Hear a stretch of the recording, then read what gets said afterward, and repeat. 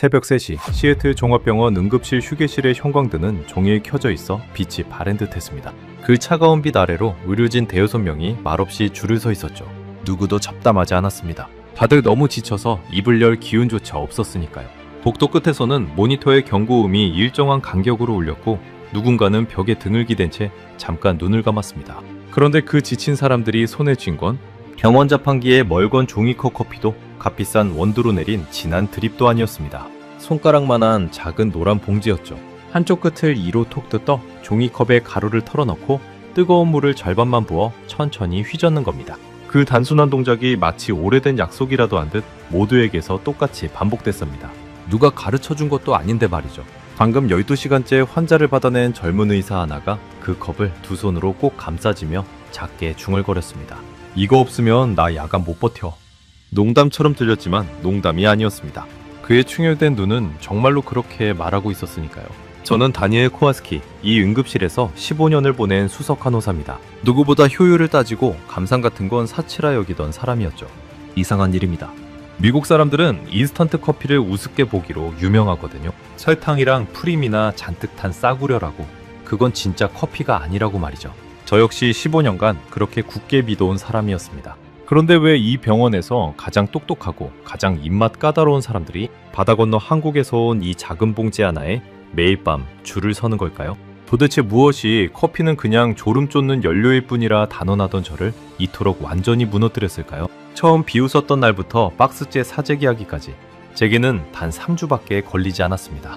종이컵을 든 그 사람들의 표정에는 단순한 졸음쫓기 이상의 무언가가 있었습니다. 마치 차가운 새벽에 누군가 건넨 작은 위로를 받아든 얼굴이었죠.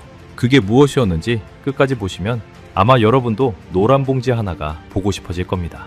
그 짧고도 이상했던 이야기를 지금부터 들려드리겠습니다. 영상 시작 전 구독과 좋아요로 대한민국의 미래를 응원해주세요. 제 이름은 다니엘 코알스키입니다. 폴란드 이민자 집안에서 태어나 시애틀 종합병원 응급실에서 15년을 일한 수석 간호사죠. 이 일을 그만큼 오래 하면 사람이 단단해집니다. 아니, 정확히 말하면 무뎌지는 거죠. 새벽에 들어오는 교통사고 환자, 심장이 멈춘 노인, 술에 취해 소리 지르는 사람들. 그 한가운데서 15년을 버티려면 감정을 어딘가에 묻어두는 법을 배워야 했습니다. 환자의 고통에 일일이 흔들리다가는 정작 손이 떨려 주사바늘 하나 제대로 꽂을 수 없게 되거든요. 그래서 저는 차가워지는 쪽을 택했습니다. 동료들 사이에서 제 별명은 얼음 다니엘이었습니다. 웬만한 일에는 눈썹 하나 까딱하지 않는다고 해서 붙은 이름이었죠. 저는 그 별명이 싫지 않았습니다. 오히려 자랑스러웠습니다. 응급실에서 흔들리지 않는다는 건 곧 실력이라고 믿었으니까요. 제게 커피는 딱 그런 존재였습니다. 맛이요? 그런 건 따져본 적도 없습니다. 커피는 그저 졸음을 쫓는 연료, 다음 환자를 받기 위해 억지로 눈을 뜨게 해주는 연료였을 뿐이죠. 병원 자판기에서 나오는 멀건 갈색물, 저는 그걸 하루에 5잔, 6잔씩 들이부었습니다. 쓰든 말든 상관없었어요. 어차피 맛보려고 마시는 게 아니었으니까요. 동료들이 길 건너 비싼 카페에서 라떼니 콜드브루니 사 들고 오면 저는 속으로 코웃음을 쳤습니다. 커피에 무슨 돈을 저렇게 쓰나? 다 똑같은 카페인인데. 그게 제 신념이었습니다. 한 번은 동료가 7달러짜리 라떼를 사들고 와서는 이게 진짜 커피지 하고 으스대길래 저는 자판기 커피를 들어보이며 이거나 그거나 결국 몸에 들어가면 똑같아 하고 받아쳤습니다. 사람들은 웃었지만 저는 진심이었습니다. 맛이라는 건 그저 비싼 돈을 내고 산 기분일 뿐이라고, 진짜 중요한 건 카페인 함량뿐이라고 굳게 믿었으니까요. 그날도 평범한 밤이었습니다. 정확히는 작년 가을 9월의 어느 야간 근무였죠. 저는 늘 그렇듯 자판기 앞에서 종이컵을 채우고 있었습니다. 그때 신참 간호사 하나가 휴게실로 들어왔습니다. 지나봐. 우리 응급실에 들어온 지 2달밖에 안 된 한국계 미국인 신참이었죠. 일은 야무지게 했지만 아직 응급실 특유의 그 살벌한 분위기에는 적응하지 못한 친구였습니다. 피냄새와 비명에 익숙해지려면 시간이 걸리는 법이고 진아는 아직 그 과정을 통과하는 중이었죠. 그래도 저는 그 친구를 나쁘게 보지는 않았습니다. 시키는 일은 빠릿빠릿하게 해냈고 환자를 대하는 손길이 따뜻했거든요. 다만 그날 밤 그 따뜻함이 저를 향했을 때 저는 그걸 차갑게 밀어냈습니다. 진아는 가방에서 작은 상자 하나를 꺼내더니 휴게실 한쪽 선반에 슬그머니 올려놓았습니다. 노란색 상자였습니다. 안에는 손가락만한 길쭉한 봉지들이 빽빽하게 들어차 있었죠. 저는 곁눈질로 그걸 봤습니다. 봉지에는 한글과 함께 무슨 그림이 그려져 있었는데 척 봐도 인스턴트 커피라는 걸 알 수 있었습니다. 봉지 색깔이 어찌나 노란지 형광등 아래에서 유난히 도드라져 보였습니다. 마치 나 여기 있어요 하고 손을 드는 것 같았죠. 저는 그 노란색이 어쩐지 거슬렸습니다. 진지한 커피라면 저렇게 알록달록할 리가 없다고 또 한 번 제멋대로 단정지었으니까요. 이게 뭐야? 제가 물었습니다. 별 관심이 있어서가 아니라 그냥 휴게실에 낯선 물건이 생긴 게 신경 쓰였을 뿐이죠. 아, 그거요? 한국 믹스커피예요. 다들 피곤하실 때 한번 드셔보시라고요. 진아가 수줍게 웃으며 말했습니다. 믹스커피. 저는 그 단어를 듣자마자 입꼬리가 비틀렸습니다. 봉지 하나를 집어들어 손가락으로 만져봤죠. 안에서 가루가 사그락거리는 느낌이 났습니다. 봉지를 불빛에 비춰보니 커피 만든 게 아니라는 걸 단번에 알 수 있었습니다. 설탕, 그리고 그 하얀 가루. 프림이라고 부르는 그것 말입니다. 잠깐, 이 안에 설탕이랑 프림이 다 들어있는 거야? 제가 물었습니다. 네, 한 봉지에 다 들어있어요. 물만 부으면 끝이에요. 한국에서는 사무실이든 공사장이든 어디서나 이걸로 커피 마셔요. 정수기 옆에 늘 이게 한 통씩 있거든요. 진아가 익숙하다는 듯 말했습니다. 어디서나 한 통씩 있다니. 저는 그 말이 더 우습게 들렸습니다. 그렇게 흔하고 싼 물건이라면 맛이야 뻔하지 않겠냐고 생각했죠.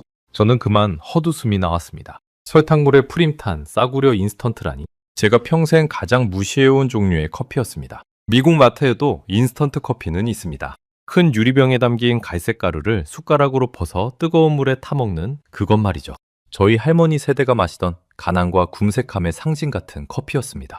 그런데 거기에 설탕과 프림까지 미리 넣어 한 봉지로 만들었다니 제 눈에는 게으름에 게으름을 더한 물건으로밖에 보이지 않았습니다. 미국에서 인스턴트 커피란 그 자체로 게으름의 상징이거든요. 진짜 커피를 마실 줄 모르는 사람이나 마시는 비상용 식량 같은 거죠. 캠핑 갈 때나 정전됐을 때 어쩔 수 없이 마시는 그런 커피 말입니다. 그걸 일상에서, 그것도 매일 즐겨 마신다는 건 제 상식으로는 이해가 가지 않는 일이었습니다. 그런데 거기에 설탕과 프림까지 미리 섞어놨다? 제 기준에서 그건 커피라고 부를 수조차 없는 물건이었습니다. 진아, 미안한데 난 됐어. 저는 봉지를 도로 상자에 던져놓으며 말했습니다. 난 진짜 커피만 마시거든. 이런 단 거 말고? 제 말투에는 분명 가시가 있었습니다. 진아의 표정이 살짝 굳는 게 보였죠. 하지만 저는 신경 쓰지 않았습니다. 그저 사실을 말했을 뿐이라고 생각했으니까요. 진아는 잠깐 무언가 말하려는 듯 입을 열었다가 그냥 조용히 고개를 끄덕이고는 자기 자리로 돌아갔습니다. 그 작은 망설임이 무엇을 뜻하는지 그날의 저는 알아챌 만큼 섬세하지 못했습니다. 그날 밤이 끝나갈 무렵까지도 저는 그 봉지에 손끝 하나 대지 않았습니다. 제 자존심이 허락하지 않았거든요. 한번 싸구려라고 말해놓고 그걸 마시는 건 제 입으로 제 말을 뒤집는 일이었으니까요.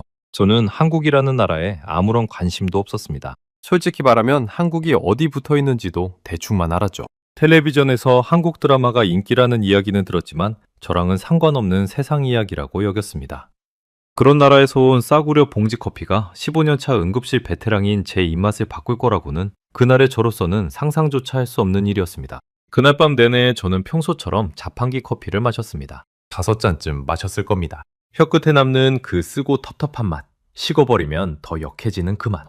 하지만 저는 아무 불만이 없었습니다. 커피란 원래 그런 거니까요. 맛을 기대하는 것 자체가 사치라고 믿었으니까요. 그날 밤은 유난히 길게 느껴졌습니다. 자정을 넘기자 응급실은 잠시 고요해졌지만 그 고요함이 더 사람을 지치게 하더군요. 긴장이 풀리는 순간 온몸의 피로가 한꺼번에 몰려오거든요. 어깨가 돌처럼 굳고 눈꺼풀이 천근만근 무거워졌습니다. 새벽이 가까워질 무렵 환자가 잠시 뜸해진 사이에 저는 휴게실 의자에 몸을 묻고 잠깐 눈을 감았습니다. 선반 위에 그 노란 상자가 시야 한 구석에 들어왔습니다. 진아가 두고 간 그것 말입니다. 다른 동료 한 명이 슬그머니 다가가 봉지 하나를 뜯더니 종이컵에 가루를 붓고 정수기 물을 받아 휘젓는 게 보였습니다. 그가 한 모금 마시고는 작게 오 하는 소리를 냈습니다. 그건 억지로 낸 감탄이 아니었습니다. 무언가 예상치 못한 걸 맛봤을 때 사람 입에서 저절로 새어나오는 그런 소리였죠. 그가 종이컵을 내려다보며 고개를 갸웃하는 모습까지 저는 다 봤습니다. 저는 그 소리를 듣고도 코웃음을 쳤습니다. 의자에 기댄 채로 팔짱을 끼고 눈만 살짝 떠서 그 광경을 지켜봤죠. 어차피 단맛에 속는 거겠지. 설탕을 잔뜩 넣었으니 달게 느껴지는 게 당연하지. 저는 그렇게 단정지었습니다. 그 작은 봉지 안에 무엇이 들어있는지, 그게 왜 그토록 정확한 맛을 내는지 그날의 저는 알려고도 하지 않았습니다. 지금 와서 돌이켜보면 그날 밤에 저는 참 거만했습니다. 15년이라는 경력이 저를 단단하게 만든 게 아니라 새로운 것을 받아들이지 못하게 가둬버린 거였죠. 저는 제가 세상의 모든 커피를 다 안다고 믿었습니다. 진한 드립 커피만이 진짜고 나머지는 다 흉내일 뿐이라고요. 그 좁은 신념의 울타리 안에서 저는 스스로를 커피 전문가쯤으로 여기며 살았습니다. 하지만 진짜 전문가라면 먼저 맛부터 봤어야 했겠죠? 마셔보지도 않고 깎아내리는 건 전문가가 아니라 그냥 고직쟁이일 뿐이었는데 말입니다. 그날 근무를 마치고 집으로 돌아가는 길, 저는 그 노란 봉지를 까맣게 잊고 있었습니다. 운전대를 잡은 손에는 여전히 자판기 커피의 텁텁한 뒷맛이 남아있었지만 저는 그게 당연한 거라고 여겼습니다. 세상에 더 나은 한 잔이 있을 거라고는 꿈에도 생각하지 않았으니까요. 하지만 인생은 묘하게도 가장 자신만만한 순간에 가장 큰 반전을 준비해 두는 법이더군요. 그 노란 봉지가 제 손에 들어오기까지는 그날로부터 정확히 며칠이 더 필요했을 뿐입니다. 그리고 그 며칠 사이 우리 응급실에는 한 해 중 가장 혹독한 시기가 찾아오고 있었습니다. 그로부터 닷새 뒤 시애틀의 첫 한파가 들이닥쳤습니다. 그리고 그 한파와 함께 응급실의 진짜 지옥이 시작됐죠. 독감 시즌. 매년 겨울 우리를 괴롭히는 그 계절이 올해는 유난히 일찍 그리고 거세게 찾아왔습니다. 응급실에서 일하는 사람이라면 누구나 이 시기를 두려워합니다. 환자는 폭발적으로 늘어나는데 우리 몸은 하나뿐이니까요.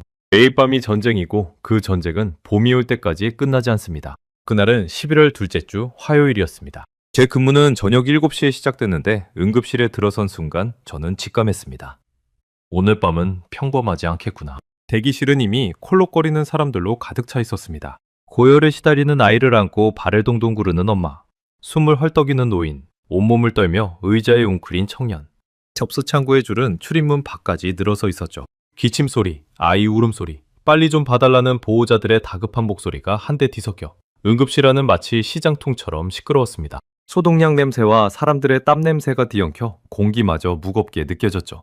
평소 우리 응급실의 야간 환자는 30명 안팎입니다. 그런데 그날 밤 자정이 들기도 전에 우리는 이미 80명을 넘게 받았습니다. 평소에 거의 3배였죠. 병상은 진작에 동났고 복도에 간이 침대를 깔아도 모자랐습니다. 의료진은 저를 포함해 고작 7명. 일소는 그대로인데 환자만 3배가 되니 우리는 말 그대로 뛰어다녀야 했습니다. 한 명을 진정시키고 돌아서면 2명이 더 기다리고 있었고 그 2명을 처치하는 사이 5명이 새로 들어왔습니다. 끝이 보이지 않는 일이었죠. 누구 하나 불평할 새도 없이 다들 입을 꾹 다문 채 자기 몫을 해낼 뿐이었습니다. 저는 한 환자의 팔에 링거를 꽂고 곧바로 다음 환자에게 달려가 체온을 재고 또 그 다음 환자의 차트를 확인하느라 잠시도 멈출 수 없었습니다. 마스크 안쪽이 제 숨으로 축축하게 젖었습니다. 등줄기를 타고 땀이 흘러내리는 게 느껴졌죠. 11월의 추위 속인데도 저는 더워서 견딜 수가 없었습니다. 시간은 잔인하게 흘렀습니다. 새벽 1시, 2시, 3시. 환자의 행렬은 줄어들 기미가 보이지 않았습니다.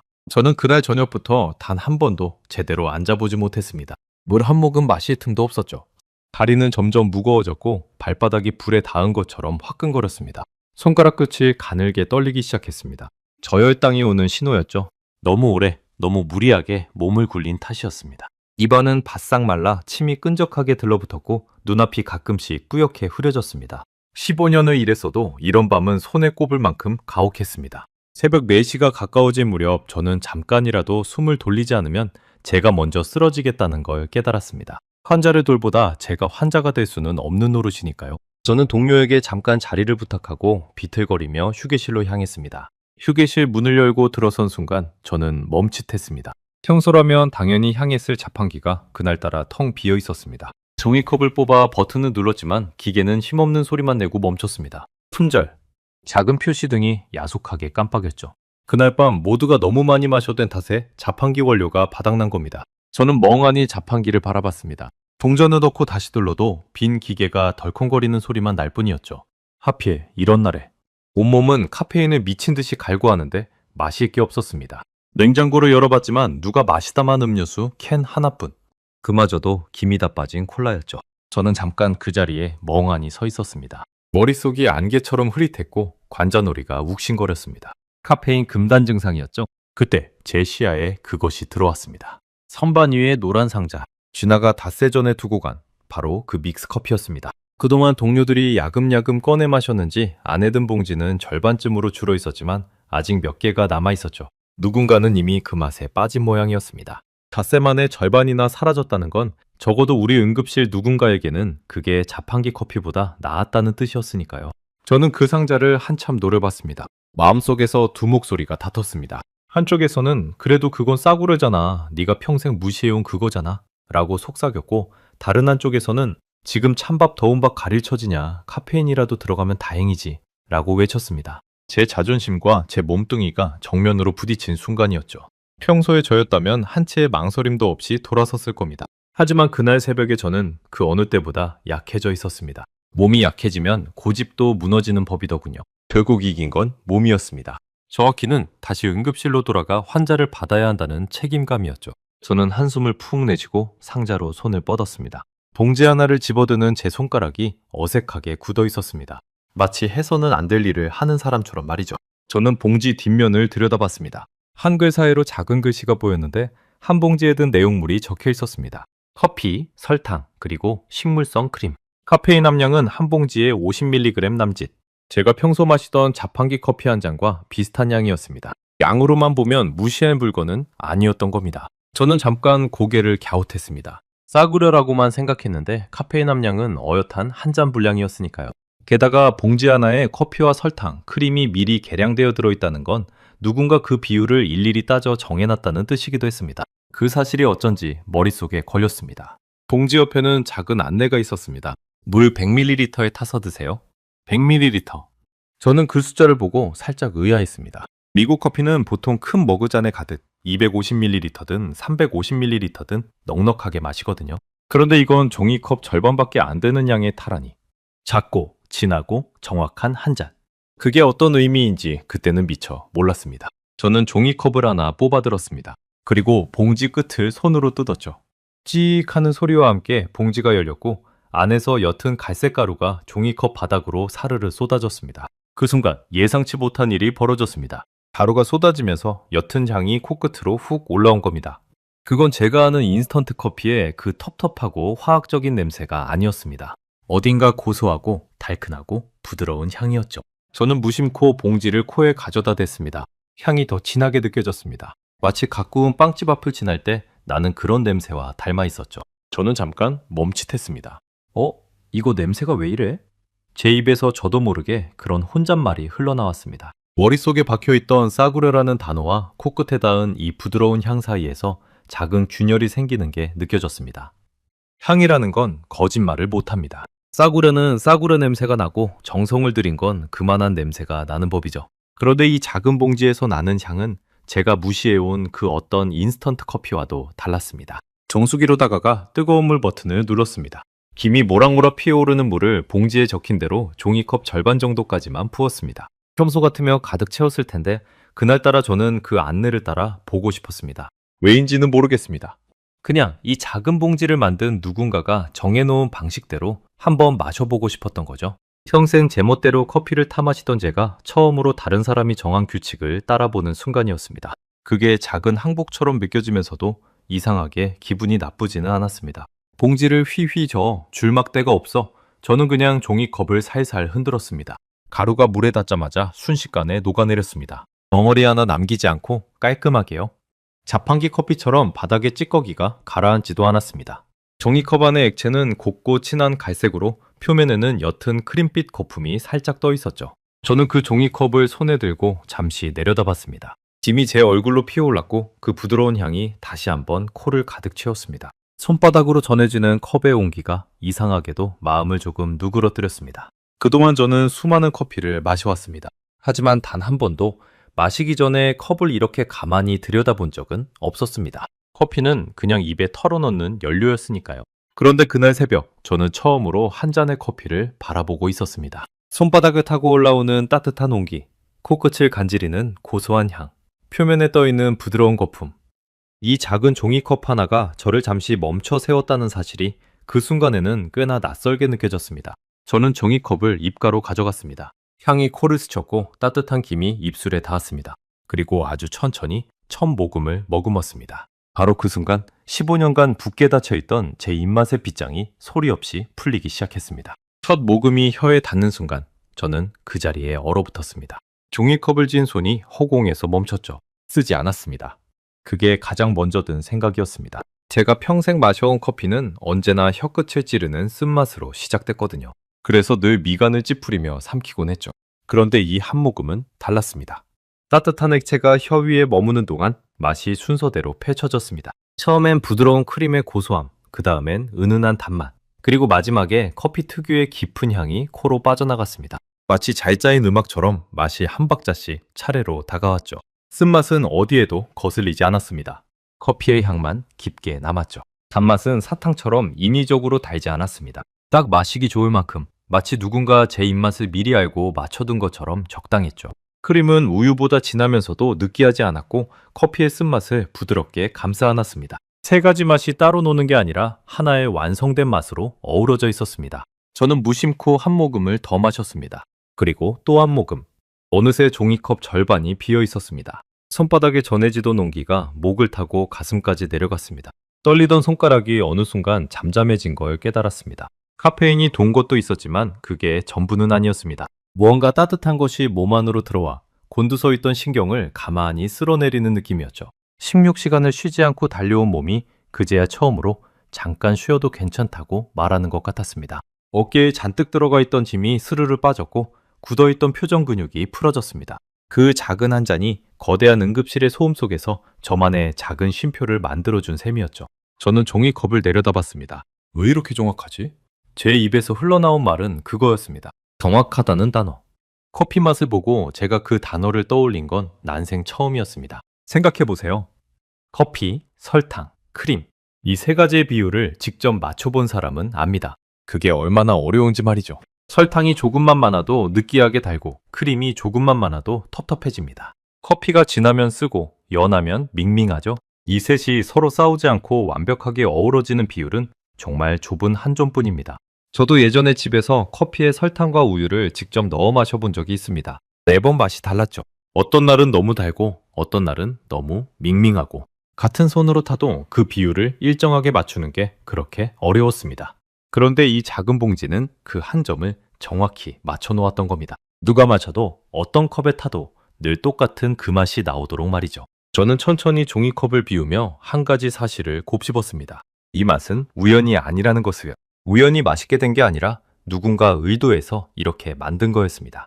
저는 빈 봉지를 다시 집어들었습니다. 이 작은 종이 봉지 하나에 누군가의 계산이 들어있었습니다. 커피를 몇 그램, 설탕을 몇 그램, 크림을 몇 그램, 물 100ml에 탔을 때 가장 맛있도록. 그 비율을 찾기 위해 수없이 시험하고 다듬었을 누군가의 손길이 느껴졌습니다. 한 번에 완성됐을 리 없습니다. 수백 번, 어쩌면 수천 번을 타보고 맛보고 또 고치고 그렇게 오랜 시간 다듬어진 끝에 나온 결과물이 바로 이 작은 봉지였던 겁니다. 그 보이지 않는 노력이 종이컵 안에 고스란히 담겨 있었습니다. 저는 그동안 이걸 싸구려라고 불렀습니다. 하지만 진짜 싸구려는 대충 만든 물건이지 이렇게 정밀하게 설계된 물건이 아니었습니다. 가격이 싸다는 것과 정성이 없다는 것은 전혀 다른 이야기였습니다. 오히려 싼 값에 이런 맛을 낸다는 건 그만큼 더 많은 고민과 기술이 들어갔다는 뜻이었죠. 비싼 재료로 좋은 맛을 내는 건 누구나 합니다. 하지만 누구나 살 수 있는 값에 이런 맛을 담는 건 아무나 못하는 일이었습니다. 그때 휴게실 문이 열렸습니다. 진아였습니다. 잠깐 쉬러 들어온 모양이었죠. 저는 어색하게 종이컵을 등 뒤로 숨기려다 이미 늦은 걸 깨닫고 그냥 멋쩍게 웃었습니다. 입가에 묻은 커피 자국까지 모든 게 들통난 셈이었으니까요. 그거 비셨어요? 진아가 눈을 동그랗게 떴습니다. 그게 자판기가 품절이라서. 저는 변명하듯 중얼거렸습니다. 그런데 진아의 입가에 번지는 미소를 보자 더는 둘러댈 수가 없었습니다. 솔직히 말할게. 이거 맛있더라. 내가 생각했던 거랑 완전히 달라. 진아의 얼굴이 환해졌습니다. 그 친구는 마치 자기 일처럼 기뻐했죠. 닷새 전 제가 차갑게 밀어냈던 그 봉지가 결국 제 입맛을 무너뜨린 겁니다. 제가 처음 가져왔을 때 코웃음 치셨잖아요. 진아가 장난스럽게 말했습니다. 저는 할 말이 없어 그냥 머리를 극적였습니다. 그날의 제 말투가 얼마나 무례했는지 이제야 미안한 마음이 들었거든요. 저는 빈 종이컵을 만지작거리며 물었습니다. 근데 이거 한국에서는 진짜 흔한 거야? 네가 그랬잖아. 어디서나 마신다고. 진아는 자기 종이컵에도 한 봉지를 타며 고개를 끄덕였습니다. 네, 진짜 어디에나 있어요. 회사 탕비실, 공사 현장, 군대, 등산로 정상, 식당 계산대 옆까지요. 한국 사람들한테 이건 그냥 커피가 아니에요. 일하다 잠깐 숨 돌릴 때, 누구랑 이야기 나눌 때 늘 손에 쥐고 있는 거죠.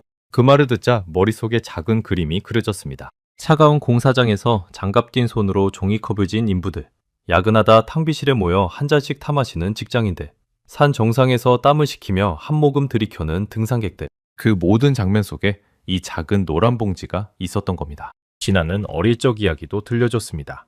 한국에서는 손님이 집에 오면 어른들이 가장 먼저 이 믹스 커피를 한 잔 타서 내놓는다고요. 비싼 원두 커피가 아니라 바로 이 봉지 커피를요.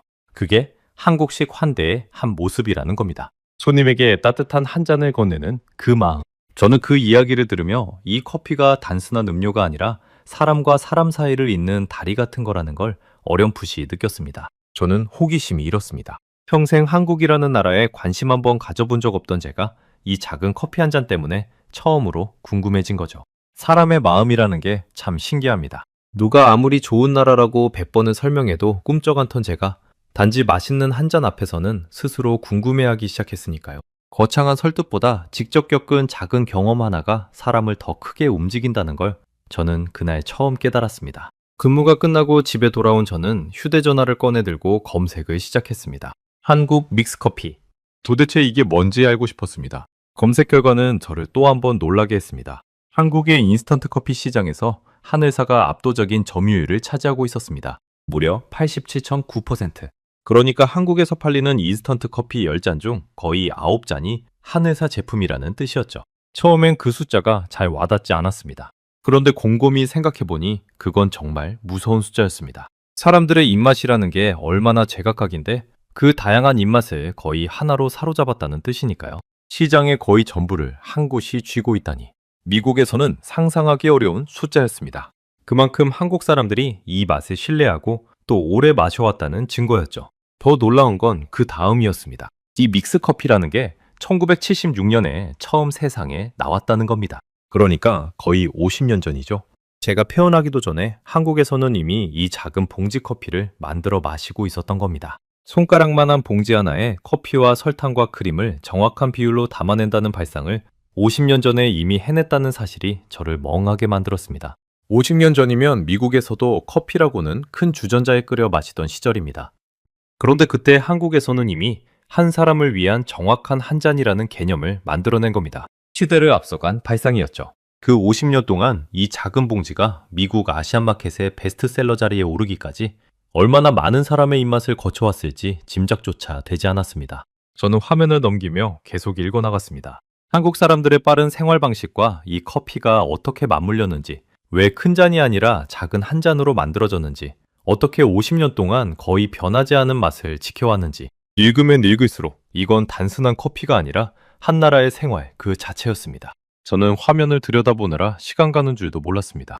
한국 드라마에 이 커피가 자주 등장한다는 이야기, 그래서 외국 사람들이 호기심에 찾아 마시기 시작했다는 이야기까지, 미국의 아시안마켓과 인터넷 쇼핑몰에서 이 커피가 꾸준히 잘 팔린다는 글도 보였습니다. 저 같은 사람이 미국 곳곳에 또 있었던 겁니다. 처음엔 한국 드라마를 보다가 호기심에 한 봉지를 사보고 그 맛에 반해 박스째 주문하게 됐다는 후기들. 제가 겪은 일이 저 혼자만의 일이 아니라 바다 건너 수많은 사람에게 똑같이 일어나고 있었던 거죠. 화면을 넘기며 저는 묘한 동질감을 느꼈습니다. 그 순간 저는 부끄러워졌습니다.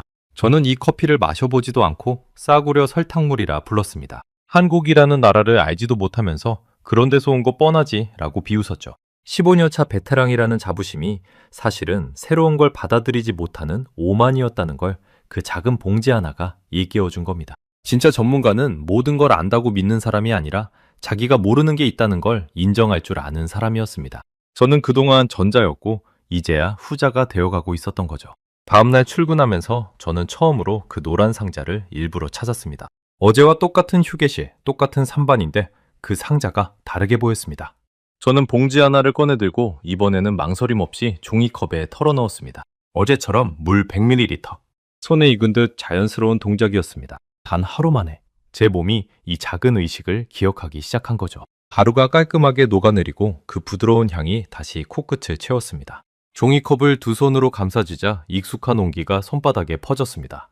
한 모금을 마시며 저는 생각했습니다. 도대체 한국 사람들은 어떻게 이런 걸 만들어냈을까? 어떻게 50년 전에 이런 발상을 했을까? 그리고 왜 이게 바다 건너 미국 응급실에 가장 지치고 까다로운 사람들의 손에까지 들리게 된 걸까? 그 답을 알고 싶다는 마음이 제 안에서 점점 커지고 있었습니다. 그동안 제 세계는 응급실 안에서 멈춰 있었습니다. 환자와 차트, 그리고 자판기 커피. 그게 전부였죠. 그런데 이 작은 봉지가 그 좁은 세계에 작은 창문을 하나 뚫어준 것 같았습니다. 그 창문 너머로 한 번도 가본 적 없는 나라의 풍경이 보이기 시작한 거죠. 그날 이후로 저는 알게 됐습니다. 이 작은 봉지 안에 담긴 게 단순한 커피가루가 아니라는 것. 거기엔 50년의 시간과 한 나라의 부지런한 손길과 지친 사람을 위한 작은 배려가 함께 녹아 있었던 겁니다. 그리고 그 배려의 깊이를 저는 그 다음 며칠 동안 진아의 이야기를 들으며 비로소 제대로 이해하게 됩니다. 왜 한국 사람들이 큰 잔이 아닌 작은 한 잔을 택했는지, 왜 이 한 잔이 그토록 바쁜 사람들의 곁을 지켜왔는지, 그 모든 이야기를 듣고 나서야 저는 비로소 이 노란 봉지의 진짜 정체를 알게 되었습니다. 그 주 토요일, 야간 근무가 없는 날이었습니다. 저는 진아에게 같이 식사나 하자고 했습니다. 사실 밥보다는 그 노란 봉지에 대해 더 듣고 싶은 마음이 컸죠. 우리는 병원 근처의 작은 식당에 마주 앉았습니다. 창밖으로는 시애틀 특유의 가랑비가 부슬부슬 내리고 있었죠. 따뜻한 국물 요리를 시켜놓고 저는 식사보다 진아의 이야기에 더 귀를 기울였습니다. 평소에 저답지 않은 모습이었습니다. 누군가의 이야기를 이렇게 진지하게 듣고 싶었던 건 정말 오랜만이었거든요. 저는 단도직입적으로 물었습니다. 한국 사람들은 왜 큰 잔이 아니라 그렇게 작은 한 잔을 마시는 거야? 미국에선 커피를 양동이만한 컵에 담아 마시잖아. 진아는 잠깐 웃더니 천천히 이야기를 풀어놓기 시작했습니다. 한국은요, 정말 빠른 나라예요. 빨리빨리라는 말이 한국 사람들 입에 붙어 있을 정도죠. 외국인들이 한국에 가면 가장 먼저 배우는 한국말이 그 빨리빨리래요. 그 빠름 속에서 커피 한 잔도 빠르고 간편해야 했어요. 원두를 갈고 물을 내리고 우유를 데우고 그럴 시간이 없는 거예요. 그래서 봉지 하나에 모든 걸 담은 거죠. 물만 부으면 30초 만에 완성되는 커피. 그게 바로 믹스 커피예요. 저는 고개를 끄덕였습니다. 30초. 응급실에서 일하는 저에게 그 30초가 얼마나 소중한지 누구보다 잘 알았으니까요. 환자와 환자 사이의 그 짧은 틈, 수만 번 고를 수 있는 그 찰나의 시간, 그 틈에 마실 수 있는 단 한 잔. 미국식 드립 커피로는 절대 누릴 수 없는 사치였습니다. 저는 식탁 위 냅킨에 시간을 적어보며 비교해봤습니다. 드립 커피 한 잔을 제대로 내리려면 최소 4분에서 5분은 걸립니다. 응급실에서 5분이면 환자 2~3명의 생사가 갈릴 수도 있는 시간이죠.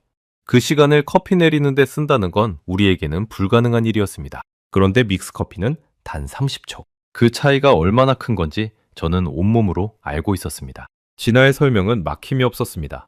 자기 나라 문화를 이렇게 자연스럽게 풀어내는 모습이 어쩐지 자랑스러워 보이기까지 했죠. 그리고 작은 한 잔인 이유는요, 진아가 말을 이었습니다. 딱 한 번 숨 돌릴 만큼만 마시는 거예요. 양동이만한 커피는 마시다 식어버리잖아요. 하지만 100ml짜리 한 잔은 따뜻할 때 후딱 비울 수 있어요. 작아서 부담 없고 진해서 한 모금에 정신이 번쩍 들죠. 한국 사람들은 그걸 50년 동안 마셔온 거예요. 저는 그 말을 들으며 미국 커피 문화를 떠올렸습니다. 미국 사람에게 커피는 일종의 패션이자 과시이기도 합니다. 유명 카페의 컵을 손에 들고 거리를 걷는 것 자체가 하나의 멋이죠. 그래서 컵은 점점 커졌고 메뉴는 점점 복잡해졌습니다. 이름조차 길고 어려운 음료들이 넘쳐났죠. 우리는 커다란 텀블러에 커피를 가득 채워 하루 종일 홀짝입니다. 처음엔 뜨겁다가 점심쯤엔 미지근해지고 오후엔 차갑게 식어버리죠. 결국 절반은 버리기 일쑤입니다. 양은 많지만 그 안에 딱 한 번의 완벽한 순간은 없었던 겁니다. 반면 한국의 믹스커피는 작지만 그 한 잔이 통째로 완벽한 순간이었습니다. 처음부터 끝까지 따뜻하게 단 한 모금도 식어서 버릴 일 없이. 한국 사람들은 많이가 아니라 제대로를 택한 거였습니다. 그게 얼마나 현명한 선택인지 양동이만 한 컵에 기든 저는 그제야 깨달았습니다. 머릿속에서 무언가가 또렷해지는 느낌이 들었습니다. 가슴 한구석이 서늘해지면서 제가 그동안 얼마나 좁은 시야로 세상을 봤는지 깨달았죠. 저는 많은 것이 좋은 거라고 믿어왔습니다. 큰 컵, 많은 양, 진한 쓴맛. 클수록 좋고 많을수록 이득이라고요. 그게 제가 평생 배운 미국식 사고방식이었습니다. 그런데 한국 사람들은 정확한 것을 택했던 겁니다. 작지만 완벽한 한 잔. 양이 적다는 건 부족한 게 아니라 군더더기를 덜어낸 거였습니다. 꼭 필요한 만큼만 가장 좋은 상태로. 그건 단순한 커피 철학이 아니라 어쩌면 한국이라는 나라가 일하는 방식 그 자체였는지도 모릅니다. 근데 말이야, 제가 물었습니다. 이게 그냥 빠르기만 한 게 아니잖아. 맛이 진짜 좋았거든. 그건 어떻게 설명할 거야? 진아의 눈이 반짝였습니다. 바로 그거예요. 한국 사람들은 빠른 걸 만들면서도 맛을 절대 포기하지 않았어요. 보통은 빠르면 맛이 떨어지잖아요. 근데 한국은 둘 다 잡으려고 50년을 매달린 거예요. 커피 가루를 어떻게 더 잘 녹게 할지, 크림을 어떻게 더 부드럽게 만들지, 설탕 양을 얼마로 해야 누구나 좋아할지, 그걸 끊임없이 연구한 거죠. 진아는 잠깐 숨을 고르더니 덧붙였습니다. 한국은 작은 거 하나도 대충 안 넘어가요. 라면이든 과자든 커피든 흔하고 값싼 물건일수록 더 정성을 들이는 게 한국 방식이에요. 누구나 매일 먹는 거니까 더 잘 만들어야 한다는 거죠. 저는 그 순간 미국식 인스턴트 커피가 떠올랐습니다. 큰 병에 든 갈색 가루 말입니다. 그건 50년 전이나 지금이나 거의 똑같습니다. 맛없는 그대로 발전 없이 멈춰 있죠. 미국은 인스턴트는 원래 맛없는 거라고 포기해버린 겁니다. 그런데 한국은 정반대였습니다. 인스턴트도 맛있을 수 있다며 50년을 파고들었죠. 같은 출발선에서 한쪽은 멈췄고 한쪽은 끝까지 달린 겁니다. 흔한 물건일수록 더 정성을 들인다는 그 말이 한참 동안 제 머릿속을 맴돌았습니다. 우리는 흔한 건 대충 만들어도 된다고 생각합니다. 어차피 싸니까 어차피 다들 그러려니 하니까요. 그런데 한국은 정반대였습니다. 흔하기 때문에 모두가 매일 마시기 때문에 오히려 더 잘 만들어야 한다고 생각한 겁니다. 그 발상의 차이가 저를 한 대 얻어맞은 듯 멍하게 만들었습니다. 그 50년의 차이가 지금 제 종이컵 안에 고스란히 담겨 있었던 거죠. 한쪽은 어차피 인스턴트인데 뭘 이라며 손을 놓았고 다른 한쪽은 인스턴트라도 최고로 만들겠다며 매달렸습니다. 그 작은 마음가짐의 차이가 50년 뒤 이렇게 큰 격차로 벌어진 겁니다. 저는 종이컵 속 커피를 바라보며 그 50년의 끈질김에 절로 고개가 숙여졌습니다. 저는 식당에 나서기 전 종이 매핀에 숫자를 적어봤습니다. 미국식 자판기 커피, 그건 그냥 쓰고 밍밍한 갈색물입니다. 직원 선호도를 따지면 어쩔 수 없이 마시는 음료죠. 반면 한국 믹스 커피는 한번 맛본 사람은 다시 자판기 앞으로 돌아가지 않습니다. 실제로 우리 응급실이 그랬으니까요. 노란 봉지가 들어온 뒤로 자판기 커피를 찾는 사람이 눈에 띄게 줄었습니다. 처음 진아가 한 통을 두고 갔을 때 우리 야간 근무조의 믹스커피 소비량은 그야말로 0이었습니다. 아무도 손대지 않았으니까요. 그런데 2달이 지난 지금 우리는 일주일에 3통씩 비워내고 있었습니다. 0에서 3통. 그 변화가 무엇을 뜻하는지는 굳이 설명할 필요도 없었죠. 한번 맛본 사람은 결코 예전으로 돌아가지 않았던 겁니다. 식당에서 나오는 길, 진아가 한마디 덧붙였습니다. 그 말이 제 가슴에 콕 박혔습니다. 딴 곡에선 이 한 잔이요. 병원이든 사무실이든 지친 사람 곁엔 늘 있었어요. 힘들 때 누군가 말없이 타서 건네주는 것. 그게 한국식 위로예요. 지친 사람 곁에 늘 있었다. 저는 그 말을 마음속으로 몇 번이나 곱씹었습니다. 한국에서는 누군가 힘들어 보이면 말없이 믹스커피 한 잔을 타서 손에 쥐어준다고 합니다. 위로의 말이 서툰 사람도 커피 한 잔으로는 마음을 전할 수 있는 거죠. 그러고 보니 우리 응급실이 딱 그랬습니다. 새벽 3시 모두가 녹초가 된 그 시간에 누군가 말없이 노란 봉지를 뜯어 옆 사람에게 건넸습니다. 이거 마시고 힘내 라는 말 대신 따뜻한 종이컵 하나를 슬쩍 밀어주는 거죠. 그게 우리 응급실의 새로운 풍경이 되어 있었습니다. 한 사람이 시작한 작은 습관이 어느새 응급실 전체로 번져나간 겁니다. 간호사 한 명에서 시작해 옆자리 동료에게 그리고 응급실 전체로. 처음엔 진아 혼자였던 것이 이제는 우리 모두의 것이 되어 있었습니다. 그날 밤 집에 돌아온 저는 좀처럼 잠을 이루지 못했습니다. 천장을 멍하니 바라보는데 자꾸 그 작은 봉지가 눈앞에 어른거렸습니다. 심장이 평소보다 조금 빠르게 뛰는 게 느껴졌죠. 흥분이라고 해야 할까요? 15년간 굳어있던 제 생각이 통째로 뒤집히는 경험이었으니까요. 창밖에 내리던 비가 어느새 그쳐 있었고 거리의 가로등 불빛이 젖은 길 위에 길게 번졌습니다. 저는 그 풍경을 바라보며 그동안 제가 놓치고 살았던 게 무엇인지 곰곰이 생각했습니다. 저는 그동안 효율만이 전부라고 믿었습니다. 빠르고 싸고 기능만 하면 된다고요. 감정인이 배려니 하는 건 일에 방해만 된다고 여겼죠. 응급실에서는 차가운 게 미덕이라고 따뜻함은 약점이라고 믿어왔습니다. 그래서 얼음 다니엘이라는 별명을 자랑스러워했고요. 차갑고 단단한 것, 그게 강한 거라고 믿었습니다. 그런데 이 작은 봉지는 효율과 배려가 함께 갈 수 있다는 걸 보여줬습니다.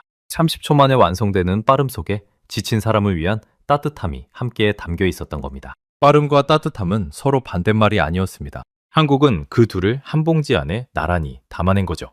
어쩌면 진짜 강한 건 차가운 게 아니라 따뜻하면서도 빠른 것이었는지도 모릅니다. 다음날 새벽, 저는 응급실에서 한 장면을 목격했습니다. 그 장면이 그날 밤의 클라이맥스였죠. 신참 간호사 하나가 너무 지쳐 휴게실 구석에서 울먹이고 있었습니다. 첫 독감 시즌을 견디기가 버거웠던 모양입니다. 그날 밤 그 친구가 돌보던 노인 환자 한 분이 끝내 회복하지 못하고 세상을 떠났거든요. 처음 겪는 죽음 앞에서 신참은 무너져 있었습니다. 응급실에서 일하다 보면 누구나 한 번은 거쳐야 하는 통과 의례 같은 거지만 막상 처음 겪으면 그 무게가 감당하기 힘든 법이죠. 그때 평소 무뚝뚝하기로 소문난 전문의 마커스가 다가갔습니다. 그는 아무 말 없이 노란 봉지 하나를 뜯어 따뜻한 물을 붓고 종이컵을 그 친구에게 내밀었습니다. 평소에 마커스라면 정신 차려, 응급실은 원래 이런 곳이야 라고 차갑게 말했을 겁니다. 그런데 그날은 달랐습니다. 그는 그저 따뜻한 종이컵 하나를 내밀 뿐이었죠. 마셔. 이거 마시면 좀 나아져. 마커스의 그 한마디에 울먹이던 신참이 종이컵을 받아들었습니다. 두 손으로 컵을 감싸쥐고 한 모금을 마시더니 떨리던 어깨가 조금씩 가라앉았습니다. 김이 모락모락 피어오르는 종이컵을 입에 대고 신참은 천천히 호흡을 골랐습니다. 마치 그 따뜻함이 무너진 마음을 한 조각씩 도로 붙여주는 것 같았죠. 그리고 작게 감사합니다 라고 말했습니다. 그 한마디에는 단순한 인사 이상의 무언가가 담겨 있었습니다. 저는 그 광경을 멀리서 지켜보며 목이 메는 걸 느꼈습니다. 코끝이 시큰해지고 손등으로 슬쩍 눈가를 훔쳐야 했죠. 15년간 응급실에서 별의별 일을 다 봤지만 그렇게 작은 장면에 마음이 흔들린 건 처음이었습니다. 그건 커피 한 잔이 아니었습니다. 너 혼자가 아니야 라는 말없는 위로였습니다. 저는 그제야 알았습니다. 진아가 말한 한국식 위로가 무엇인지를요. 그건 말로 설명하기 어려운 직접 받아봐야만 아는 종류의 따뜻함이었습니다. 거창한 약도 아니고 비싼 선물도 아닙니다. 그저 가장 지친 순간에 말없이 건네는 따뜻한 한 잔. 그 작은 다정함이 무너지려는 사람을 다시 일으켜 세우는 겁니다. 약은 몸을 고치지만 이 한 잔은 마음을 고쳤습니다. 그리고 응급실에서 일하다 보면 때로는 마음이 무너지는 게 몸이 무너지는 것보다 더 위험하다는 걸 저는 압니다. 그 위험한 순간에 노란 봉지 하나가 든든한 버팀목이 되어주고 있었던 거죠. 그날 마커스가 제게 다가와 말했습니다. 코알스키, 너도 이제 이거 마시지? 나도 처음엔 안 믿었는데 이거 없으면 야간 근무 못 버텨. 진심이야. 그 작은 봉지가 사람을 살리더라. 늘 까칠하던 마커스의 입에서 나온 그 말이 저는 어쩐지 웃기면서도 뭉클했습니다. 응급실에서 가장 회의적이던 그가 가장 먼저 단골이 되어 있었으니까요. 처음엔 인스턴트 따위라며 거들떠보지도 않던 사람이 말입니다. 한 사람의 마음을 바꾸는 데는 긴 설득도 거창한 논리도 필요 없었습니다. 그저 가장 지친 순간에 마신 따뜻한 한 잔이면 충분했던 겁니다. 응급실 전체가 변하고 있었습니다. 노란 봉지 하나가 살벌하던 우리 사이에 작은 온기를 만들어내고 있었던 겁니다. 그리고 그 변화의 한가운데에서 저는 처음으로 제 15년 경력을 부끄러워하지 않게 됐습니다.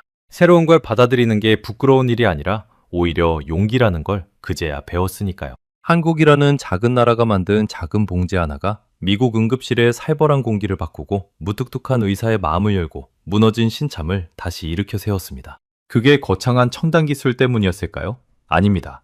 그저 지친 사람을 생각하는 마음이 그 작은 봉지 안에 담겨 있었기 때문이었습니다. 저는 그 사실에 가슴이 먹먹해졌습니다. 저는 그날 근무를 마치고 길 건너 마트로 향했습니다. 더는 휴게실의 공짜 봉지에 기댈 수가 없었거든요. 제 손으로 한 통을 사서 동료들에게 나눠주고 싶었습니다. 한 달 전이라면 상상도 못할 일이었죠. 평생 인스턴트 커피를 비웃던 제가 제 발로 그걸 사러 가다니. 인생이 참 알 수 없는 거라는 생각에 혼자 피식 웃음이 났습니다. 그런데 마트에 도착한 저는 또 한 번 놀라운 광경을 마주하게 됩니다. 그 광경은 제 예상을 한참 뛰어넘는 것이었습니다. 마트 문을 열고 들어선 순간 저는 걸음을 멈췄습니다. 커피 진열대 앞에 사람들이 몰려 있었거든요. 평일 오후인데도 말이죠. 그리고 그 사람들이 손에 들고 있던 건 다름 아닌 제가 사러 온 그 노란 봉지 커피였습니다. 진열대로 다가가 보니 다른 커피들은 멀쩡히 쌓여 있는데 유독 그 노란 상자만 텅 비어 있었습니다. 커피 코너에는 이름난 미국 브랜드의 커피들이 그득그득 쌓여 있었습니다. 비싼 원두, 화려한 포장의 캡슐 커피, 큰 병에 든 인스턴트 커피까지. 그런데 사람들의 손은 그 화려한 제품들을 지나쳐 구석에 놓인 작고 노란 한국 봉지 커피로 향했습니다. 마지막 남은 두 통을 두고 한 중년 여성과 젊은 남자가 서로 양보하는 모습까지 보였죠. 저는 얼른 한 통을 집어들었습니다. 손이 절로 빨라졌습니다.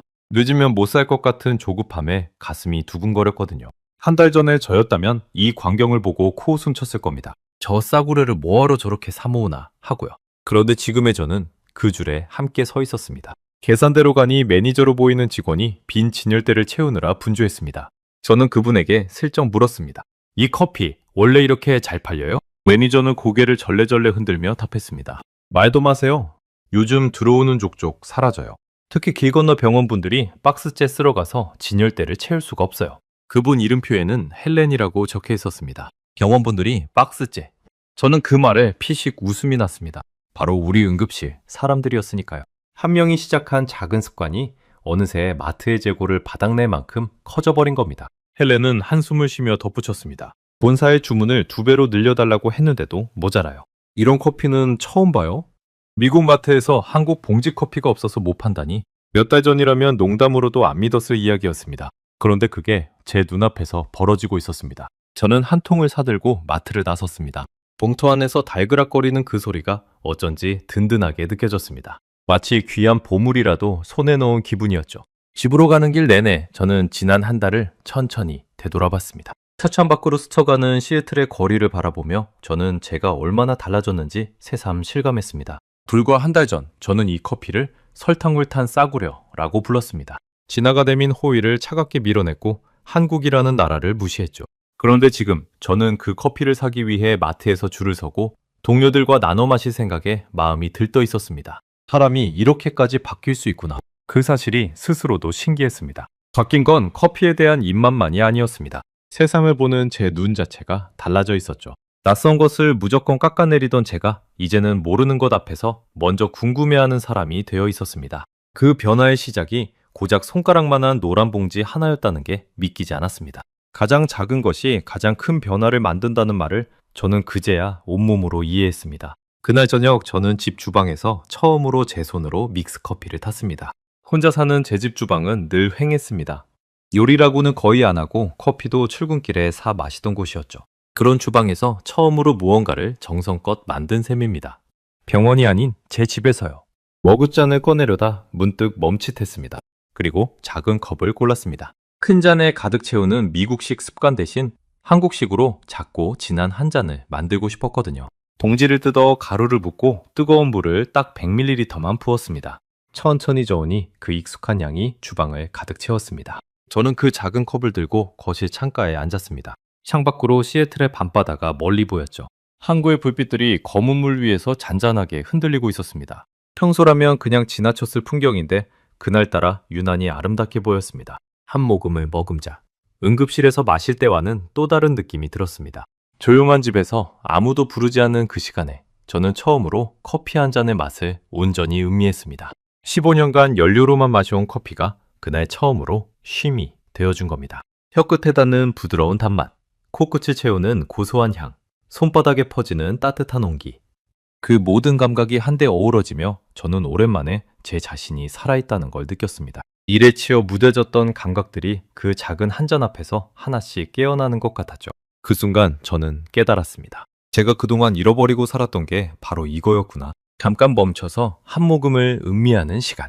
바쁘다는 핑계로 저는 제 인생에서 그 작은 쉼표들을 다 지워버렸던 겁니다. 그런데 바다 건너 한국에서 온 이 작은 봉지가 그 쉼표를 제게 다시 돌려준 거죠. 돈으로도 시간으로도 사지 못했던 그 작은 여유를 단돈 몇백 원짜리 커피 한 봉지가 선물해 준 겁니다. 값으로 매길 수 없는 것이 가장 값싼 물건 안에 들어있었다는 게 참 묘했습니다. 다음날 저는 그 한 통을 들고 출근했습니다. 휴게실 선반에 올려놓으니 동료들이 반가워했습니다. 동료들이 "오, 다니엘이 웬일이야?" 하며 놀렸습니다. 마커스가 다가와 어깨를 툭 쳤죠. "이제 네가 사오기까지 하네?" 세상 참 많이 변했다. 저는 멋쩍게 웃으며 답했습니다. 진아한테 진 빚을 갚는 거야. 그날 저는 진아를 따로 불렀습니다. 한 달 전 제가 그 친구의 호의를 얼마나 무례하게 밀어냈는지 사과하고 싶었거든요. 진아, 그때 미안했어. 네가 좋은 마음으로 가져온 걸 내가 무시했잖아.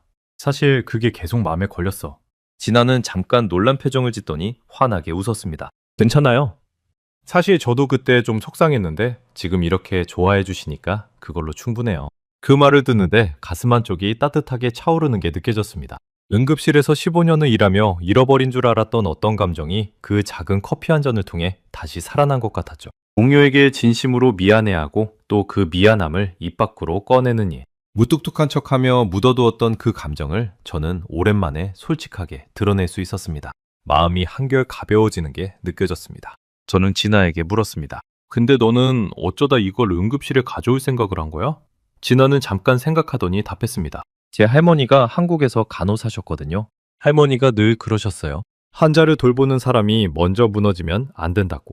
그래서 힘들 때마다 따뜻한 커피 한 잔 마시고 다시 일어서라고요. 저 응급실 처음 왔을 때 너무 무서웠는데 할머니 생각이 나서 이걸 가져온 거예요. 다들 힘내시라고. 할머니가 일하시던 한국병원 탕비실에도 늘 이 노란 봉지가 한 통씩 있었대요. 밤새 환자 보던 간호사들이 새벽에 모여서 한 잔씩 나눠 마셨다고요. 그게 그렇게 큰 위로가 됐다고 하셨어요? 그 이야기를 듣는데 저는 한동안 말을 잇지 못했습니다. 이 작은 봉지 하나에 그런 사연이 담겨 있을 줄은 몰랐으니까요.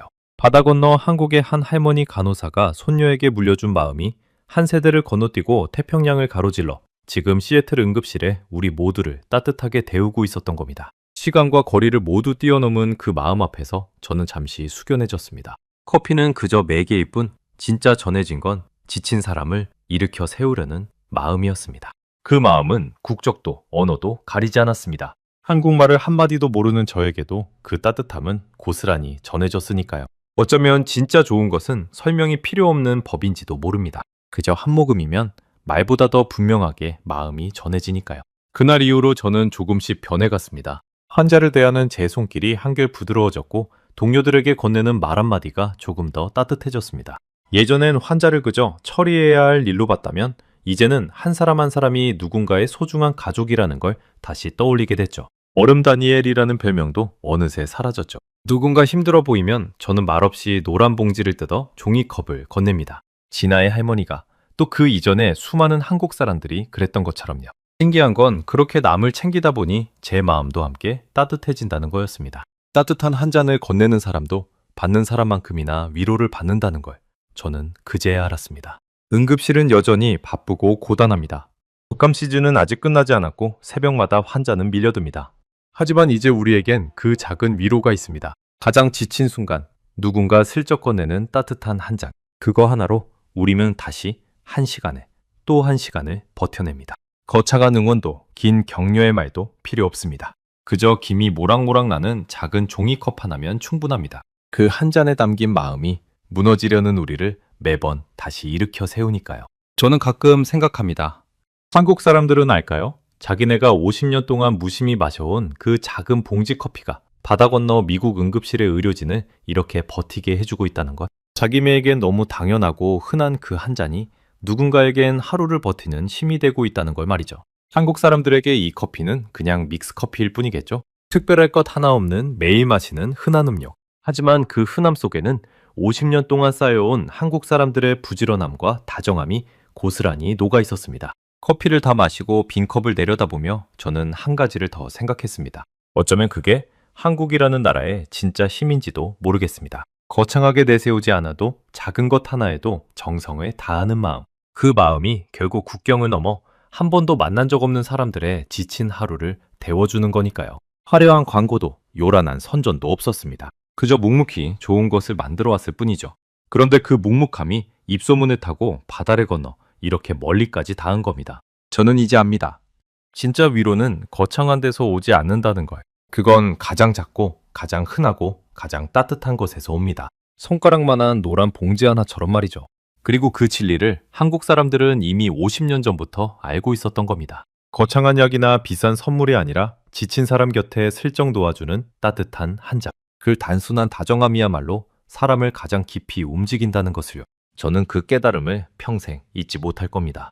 그로부터 반년이 흘렀습니다. 시애틀에도 봄이 지나 여름이 찾아왔죠. 길고 혹독했던 독감 시즌은 어느새 끝났고 응급실의 새벽은 예전만큼 살벌하지 않습니다. 창밖으로 들어오는 햇살이 한결 따뜻해졌고 대기실의 기침 소리도 잦아들었습니다. 한 계절을 함께 버텨낸 우리 의료진의 얼굴에는 묘한 동지애 같은 것이 생겼죠.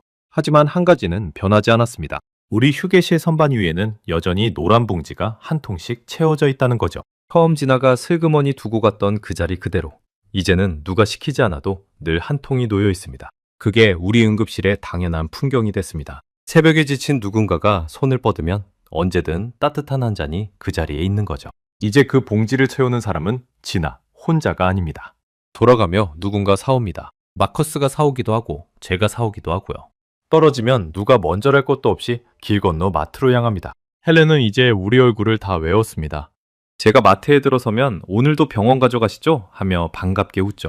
처음엔 그저 물건 파는 직원과 사는 손님 사이였는데 이제는 안부를 묻는 이웃이 됐습니다. 작은 봉지 커피 하나가 모르는 사람들 사이에도 작은 인연을 만들어준 셈입니다. 본사에서 주문량을 늘린 덕에 이제는 진열대가 텅 비는 일도 줄었습니다. 텔렛말로는 우리 병원뿐 아니라 동네 사람들도 점점 더 많이 찾는다고 합니다. 한번 맛본 사람이 가족과 친구에게 권하고 그 친구가 또 다른 사람에게 권하고 입소문이 동네 전체로 퍼져나가고 있는 겁니다. 작은 응급실 휴게실에서 시작된 한 잔이 어느새 동네 하나를 물들이고 있었던 거죠. 지난 후 얼마 전 정식 간호사가 됐습니다. 더 이상 살벌한 분위기에 주눅들던 신참이 아니죠. 환자를 대하는 손길에도 동료를 챙기는 모습에도 여유가 생겼죠. 이제는 새로 들어온 후배들에게 그 친구가 먼저 노란 봉지를 건넵니다. 자기가 처음 그랬던 것처럼 긴장한 후배의 손에 따뜻한 종이컵을 쥐어주면서요. 할머니가 손녀에게 물려준 그 마음이 이제 또 다음 세대로 이어지고 있는 겁니다. 한국의 한 병원에서 시작된 그 다정함이 바다를 건너 시애틀에 닿았고 이제 또 새로운 사람들에게 전해지고 있는 거죠. 마음이라는 건 그렇게 한 사람에게서 다른 사람에게로 끝없이 이어지는 모양입니다. 저도 많이 달라졌습니다. 집 주방 찬장에는 항상 그 노란 상자가 있습니다. 아침마다 작은 컵에 한 잔, 천천히 음미하며 하루를 시작하죠. 출근하면서 사 마시던 비싼 커피는 이제 거의 입에 대지 않습니다. 예전엔 커피를 그저 입에 털어넣는 연료로만 여겼지만 이제는 하루 중 가장 소중한 순간으로 아낍니다. 누가 보면 별것 아닌 변화겠지만 저에겐 큰 의미가 있습니다. 매일 아침 잠깐의 쉼표를 되찾았으니까요. 그 작은 습관 하나가 바쁘게만 살던 제 삶에 작은 여백을 만들어줬습니다. 커피 한 잔을 음미하는 그 몇 분이 하루 종일 저를 지탱해주는 힘이 된다는 걸 이제는 압니다. 가끔 저는 한국에 가보고 싶다는 생각을 합니다. 평생 관심도 없던 그 나라가 이제는 궁금해 견딜 수가 없거든요. 빨리빨리 속에서도 작은 한 잔에 정성을 담는 사람들. 흔한 것일수록 더 잘 만들려는 사람들. 지친 동료에게 말없이 따뜻한 한 잔을 건네주라는 사람들. 그런 사람들이 사는 곳은 대체 어떤 곳일까? 직접 두 눈으로 보고 싶어졌습니다. 진아에게 물어보니 한국에 가면 정말 어디서나 이 커피를 볼 수 있다고 하더군요. 편의점 계산대 옆에도 고속도로 휴게소에도 작은 동네 식당에도 그 흔하디흔한 풍경 속에 제가 그토록 감동했던 한 잔이 녹아있다니. 한국 사람들에겐 너무 당연해서 특별할 것도 없는 그 일상을 저는 멀리 바다 건너에서 새삼 부러워하고 있었습니다. 지난주 저는 우리 응급실의 새 신참에게 노란 봉지를 건넸습니다. 첫 야간 근무에 잔뜩 긴장한 그 친구에게요. 한 모금을 마신 그 친구가 눈을 동그랗게 뜨고 물었습니다. 이거 뭐예요? 엄청 맛있는데요?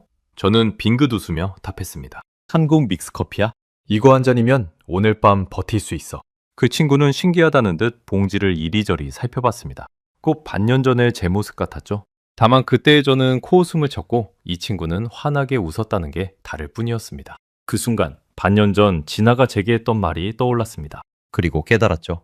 저도 어느새 그 따뜻한 마음을 다음 사람에게 건네는 사람이 되어 있었다는 거예요.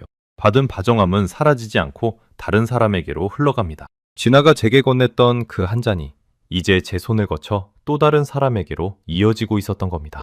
그렇게 작은 친절은 멈추지 않고 계속 번져나갑니다. 돌이켜보면 참 신기한 일입니다. 손가락만한 작은 봉지 커피 하나가 15년차 까칠한 간호사의 마음을 열고 살벌하던 응급실을 따뜻하게 바꾸고 미국 마트의 진열대를 비우게 만들었으니까요. 그 시작은 거창한 기술도 엄청난 광고도 아니었습니다. 그저 지친 사람을 생각하는 작은 마음 하나였죠. 50년 전 한국의 누군가가 바쁜 사람도 맛있는 커피를 마실 수 있게 하자고 생각하며 만든 그 작은 봉지. 그 마음이 반세기를 건너 지구 반대편에 저에게까지 닿은 겁니다. 시간도 거리도 언어도 그 따뜻함을 막지 못했습니다. 15년간 응급실에서 수많은 생명을 살려왔지만 정작 무뎌져 가던 제 마음을 살린 건 작은 봉지 커피 한 잔이었습니다. 참 아이러니한 일이죠. 저는 이제 압니다. 한 나라의 진짜 저력은 거대한 것에만 있지 않다는 거예요. 손가락만한 작은 봉지 하나에도 그 나라 사람들의 부지런함과 다정함이 고스란히 담길 수 있습니다. 그리고 그 작은 정성이 바다를 건너고 국경을 넘어 한 번도 만난 적 없는 사람의 지친 하루를 데워줍니다. 화려하게 자랑하지 않아도 좋은 것은 결국 스스로 사람들의 마음을 찾아갑니다. 한국의 노란 봉지 커피가 제게 그랬던 것처럼요. 세상에는 거창하고 화려한 것들이 넘쳐납니다. 첨단 기술, 거대한 건물, 값비싼 물건들. 하지만 정작 사람의 마음을 움직이는 건 그런 것들이 아니었습니다. 가장 지친 순간에 누군가 말없이 건네는 따뜻한 한 잔. 그 작고 사소한 다정함이 그 어떤 거창한 것보다 사람을 깊이 움직였습니다. 한국이라는 나라는 그 단순한 진리를 작은 봉지 하나에 담아 50년 동안 묵묵히 지켜온 겁니다. 오늘 밤도 시애틀의 응급실에서는 누군가 노란 봉지를 뜯어 따뜻한 한 잔을 건넬 겁니다. 그 작은 다정함이 또 누군가를 버티게 하겠죠. 그리고 그 한 잔을 받은 사람은 언젠가 또 다른 누군가에게 똑같이 건넬 겁니다. 그렇게 한국에서 시작된 작은 온기는 멈추지 않고 계속 번져나갈 겁니다. 가장 작고 가장 흔하고 가장 따뜻한 그 노란 봉지 한 잔과 함께 말입니다. 저는 다음 시간에도 전 세계를 놀라게 할 대한민국의 이야기로 다시 찾아뵙겠습니다. 감사합니다.